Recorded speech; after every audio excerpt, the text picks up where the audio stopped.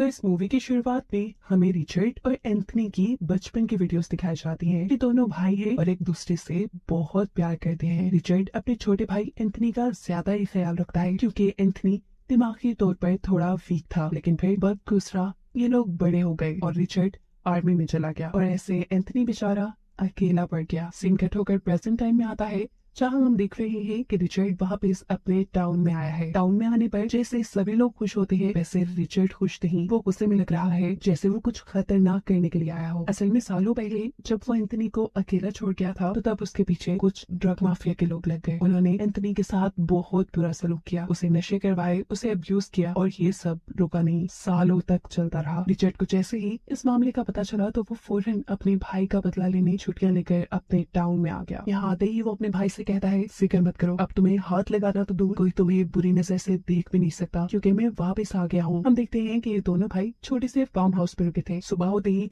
वो अपने भाई की मुजरिमों की तलाश में एक कैफे में चला जाता है जो कैफे ड्रग माफिया के लीडर का था। कैफे में उसे नजर आता है हार्पी नाम का एक आदमी जो ड्रग सप्लाई का काम करता है। रिचर्ड काफी देर तक जब उसे घूरता रहा तो इस आदमी ने भी रिचर्ड से पूछ लिया, भाई क्या बात है। उसके इतना कहते ही रिचर्ड भी यहाँ गुस्से से चिल्ला जाता है और उसके गुस्से से डरते हुए ये आदमी यहाँ से जा चुका था। ऊपर जाकर वो ड्रग माफिया से ड्रग लेता है और अपने घर के लिए निकल ही रहा होता है कि उसके सामने दोबारा रिचर्ड आ चुका था। रिचर्ड को देखते ही उसकी सांसें फूल जाती हैं। वो डर रहा था पर रिचर्ड उससे हाथ मिलाता है और कहता है, मुझे माफ कर दो, मुझे चिल्लाना नहीं चाहिए था तुम पर। वो आदमी कहता है, कोई बात नहीं। ये कहते ही वो यहाँ रुका नहीं था, यहाँ से भाग चुका था क्योंकि वो जानता था कि रिचर्ड एंथनी का भाई है। यही बात वो जाकर अपने दोस्तों को भी बताता है कि रिचर्ड यानी एंथनी का भाई वापस आ चुका है। ये सुनते ही उनकी आंखों के सामने वो सारे पल आने लगे जब उन्होंने एंथनी के साथ कुछ न कुछ बुरा किया था। अब यहाँ रात होने पर रिचर्ड एंथनी से कहता है, मुझे किस काम से टाउन में वापस जाना होगा। टाउन का नाम सुनकर एंथनी डर चुका था। वो कहता है, मैं नहीं जाऊंगा। रिचर्ड कहता है, ठीक है तुम यही रुको, मैं अपना काम पूरा करके आता हूँ। यहाँ सीन कट होकर दिखाया जाता है कि हार्पी के घर पे किसी ने नॉक किया। हार्पी जब देखने के लिए बाहर जाता है तो वहाँ गैस मास्क पहना एक आदमी खड़ा था। हार्पी ने पहचान लिया कि ये रिचर्ड है। उसे लगा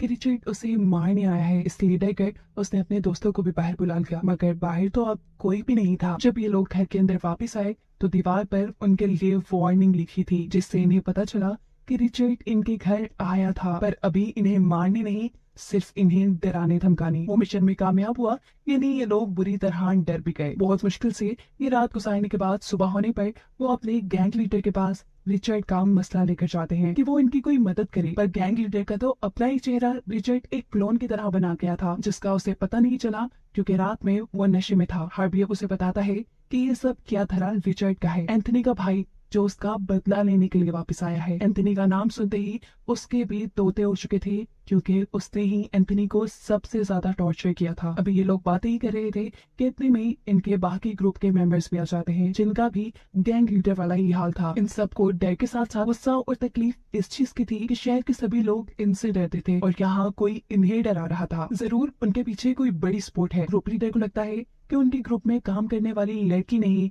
रिचर्ड को एंथनी के ऊपर होने वाले जुल्म के बारे में बताया है, इसीलिए वो जाकर इस लड़की को खूब टॉर्चर करते हैं। पर ये लड़की भी मासूम है, उसने ऐसा कुछ रिचर्ड को नहीं बताया। ये लोग अब यहाँ से निकलते ही हैं कि करीब ही उन्हें रिचर्ड खड़ा हुआ नजर आ जाता है। रिचर्ड को देखकर बाकी सब भाग चुके थे लेकिन गैंग लीडर यही खड़ा हो जाता है। वो रिचर्ड से पूछता है, बताओ मसला क्या है तुम्हारा, क्या तुम्हें डर नहीं लगता हमसे। जवाब में रिचर्ड कहता है, अरे डरना तो तुम्हें चाहिए, मुझे धमकियां देने से पहले ये सोचो कि अगर मैं चाहता तो कल रात ही तुम्हें मार देता, लेकिन मैंने तुम्हें क्लोन बनाकर छोड़ दिया। गुस्से में अब गैंग लीडर बोलता है, आखिर तुम्हें अब चाहिए क्या।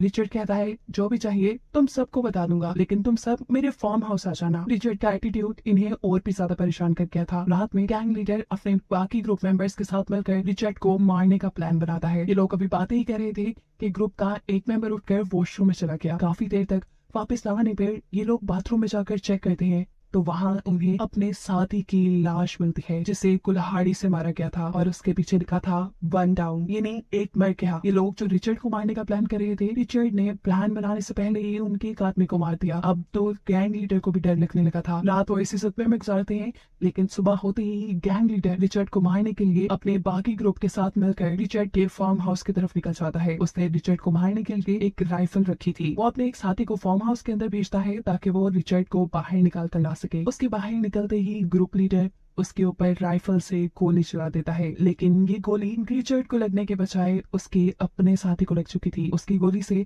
उसका अपना ही साथी मारा गया था। ये बेवकूफ गैंग लीडर सिर्फ एक ही गोली लेकर आया था, क्योंकि उसे लग रहा था कि वो एक ही गोली से रिचर्ड को मार देगा। अब उनके पास कोई हथियार भी नहीं था। ना चाहते हुए अपनी जान बचाने के लिए उन्हें वापस शहर की तरफ जाना पड़ता है। इनकी बुरी किस्मत के थोड़ा ही दूर जाने पर इनकी गाड़ी का फ्यूल खत्म हो जाता है, जिसे डलवाने के लिए वो एक गैस स्टेशन पर रुक जाते हैं। इस टाइम डर के मारे इनकी हालत बहुत खराब थी। यहाँ उनका एक साथी जो बहुत ही ज्यादा डरा हुआ था, वो अब वापस राउंड में नहीं जाना चाहता था, क्योंकि उसे पता था कि रिचर्ड उन्हें मारने वहां जरूर आएगा। वो इन सबसे भी कहीं और जाने को कहता है, लेकिन कोई भी उसके साथ जाने को राजी नहीं हुआ, इसीलिए वो अकेला ही इन्हें छोड़कर चला जाता है। एक और बुरी खबर उन्हें ये मिली कि अब उनकी गाड़ी भी खराब हो चुकी है। ना चाहते हुए इन्हें बाकी का सफर पैदल तय करना पड़ता है। ये लोग एक साथ रहने का फैसला करते हैं, क्योंकि ये जानते थे कि जब तक एक साथ रहे तब तक जिंदा रहने के चांसेस ज्यादा हैं। चलते चलते आखिर के लोग गैंग लीडर के घर पहुंच गए। यहाँ आते ही ये लोग अपने अपने वेपन्स उठा लेते हैं और सबसे पहले घर का ऊपर वाला पोर्शन चेक करने के लिए जाते हैं कि कहीं रिचर्ड उनसे पहले यहाँ पहुंचकर छुप तो नहीं गया। छुपा तो वो इनके ही घर में था, लेकिन ऊपर वाले पोर्शन में नहीं, अभी किचन में। वो यहाँ पर इनकी केतली में इनके ही ड्रग्स डाल देता है। ये लोग उसी केतली में चाय बनाकर पी लेते हैं, जिसके बाद इन सबकी हालत बहुत ज्यादा बिगड़ जाती है। ड्रग की डोज बहुत ज्यादा थी, जिससे ये होश खोने लगे थे। ऐसे तड़प रहे थे ये लोग जैसे बिना पानी की मछली। इस टाइम रिचर्ड उन्हें अपने भाई के दर्द का एहसास दिलाने के लिए थोड़ा सा टॉर्चर करता है और फिर गैंग लीडर को एक दूसरे रूम में ले जाकर उसके सर के ऊपर एक शॉपर बांध के उसके सर पे गोली चलाकर उसे मार देता है। जिसके बाद अब वो जाता है हार्बी के पास। वो हार्बी को मारता नहीं, उसे कहता है तुम थोड़े बेहतर लगते हो इन सब में, इसलिए मैं तुम्हारा इन जितना बुरा हाल नहीं करूंगा, लेकिन हाँ, इसके लिए तुम्हें मेरा भी साथ देना पड़ेगा। ये कहते ही रिचर्ड सूटकेस खोलता है, जिसके अंदर इनके उस साथी की लाश को तोड़ मोड़ के रखा गया था, जो सुबह में इन्हें छोड़कर टाउन की दूसरी तरफ भागा था। हार्बी ये देखकर और भी ज्यादा डर जाता है और रिचर्ड की मदद को मान जाता है। रिचर्ड को इनके ग्रुप के एक और मेंबर का पता चलाना था, जिसका नाम है मार्क। हार्बी रिचर्ड को उसका पता दे देता है, जिसके पता चलते ही रिचर्ड हार्बी को गले लगाता है। उसने गले यहाँ दोस्ती के लिए नहीं लगाया, बल्कि उसने तो यहाँ हार्बी को गले उसे धोखे से मारने के लिए लगाया था। वो पीछे से हार्बी को स्टैब करके मार चुका था। सीन कट हो गए। अगले सीन में हम देखते हैं कि रिचर्ड अपने भाई एंथनी को लेकर मार्क के टाउन में आ चुका है। यहाँ उसे सबसे पहले मार्क के बच्चे दिखते हैं, जिन्हें वो एक चाकू और एक मास्क देता है और कहता है जाओ बेटा, इन्हें अपने घर ले जाओ और कहना कि ये सोल्जर ने दिए थे। घर जाते ही बच्चे ये मास्क और ये चाकू मार्क को दे देते हैं। मार्क इन चीजों को देखकर डर जाता है। वो इन बच्चों को गाड़ी में बिठाकर वहां ले जाने लगता है जहाँ सोल्जर यानी रिचर्ड इन बच्चों को मिला था। ये सब भी असल में रिचर्ड का प्लान था कि मार्क घर से बाहर चला जाए। इस टाइम रिचर्ड उसके घर के पास ही था, जो उसके जाते ही उसके घर पे नॉक करता है और उसकी वाइफ से कहता है कि जब मार्क आए तो उसे बताना कि एंथनी का भाई रिचर्ड आया था। घर आने पर मार्क की वाइफ मार्क को ये बात बता देती है और एंथनी का नाम सुनते ही खौफ से उसका भी दिमाग उलट जाता है। उसे भी अब मौत अपने करीब नजर आ रही थी, इसलिए मरने से पहले वो अपनी वाइफ को खुद ही सच्चाई बता देता है कि एंथनी उनके ग्रुप का एक छोटा मेंबर था। उसके ग्रुप के सभी लोग मिलकर उसे अब्यूज करते थे, उसे ड्रग्स करवाते थे और वो कुछ कर भी नहीं पाता था,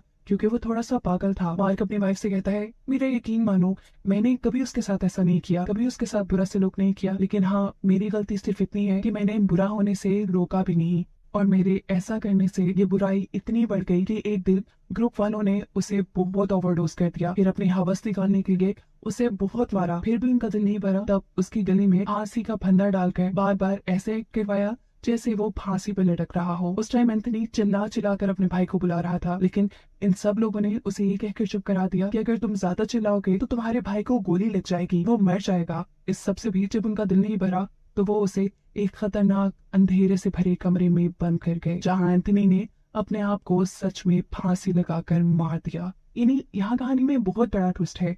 जिस एंथनी को हम रिचर्ड के साथ साथ देख रहे हैं, पता चला है कि वो एंथनी तो काफी सालों पहले मारा जा चुका है। रिचर्ड के साथ जो एंथनी हमें नजर आ रहा है वो तो सिर्फ रिचर्ड की इमेजिनेशन है। रिचर्ड को इस चीज का रिग्रेट था कि वो अपने भाई को छोड़ गया और उसके छोड़ जाने की वजह से उसके भाई की मौत हो गई, इसीलिए वो इन सारी चीजों का बदला लेने के लिए यहाँ वापस आया था। रिचर्ड जब अपने भाई एंथनी के फ्यूनरल पे आया था, एक फौजी होने के नाते उसने तभी भाप लिया था कि ये कोई सुसाइड नहीं है और तभी से वो अपने भाई की मौत के पीछे सच्चाई जानने में लगा था। गुजरते वक्त के साथ साथ उसे ये मालूम हुआ कि ये पूरा ग्रुप ही उसके भाई की मौत का जिम्मेदार था, इसीलिए वो इन सब को मारना चाहता था। अब हम देखते हैं कि रिचर्ड मार्क को लेकर उसी अंधेरे कमरे में आ जाता है जहाँ पर एंथनी ने सुसाइड किया था। वो गुस्से से मार्क से पूछता है बताओ उस दिन जब मेरा भाई मरा तो वहाँ क्या क्या हुआ था। मार्क वो सारी स्टोरी सुना देता है जो भी उसने अपनी वाइफ को सुनाई थी। वो रिचर्ड से माफी मांगते हुए कहता है, मैंने एंथनी के साथ कुछ बुरा नहीं किया। हाँ, मेरी गलती इतनी थी कि मैंने बुराई को रोका भी नहीं। जवाब में मार्क उसे कहता है कि मैंने सबकी गलतियों के बदले तो ले लिए, लेकिन अब मेरी गलती का हिसाब कौन करेगा।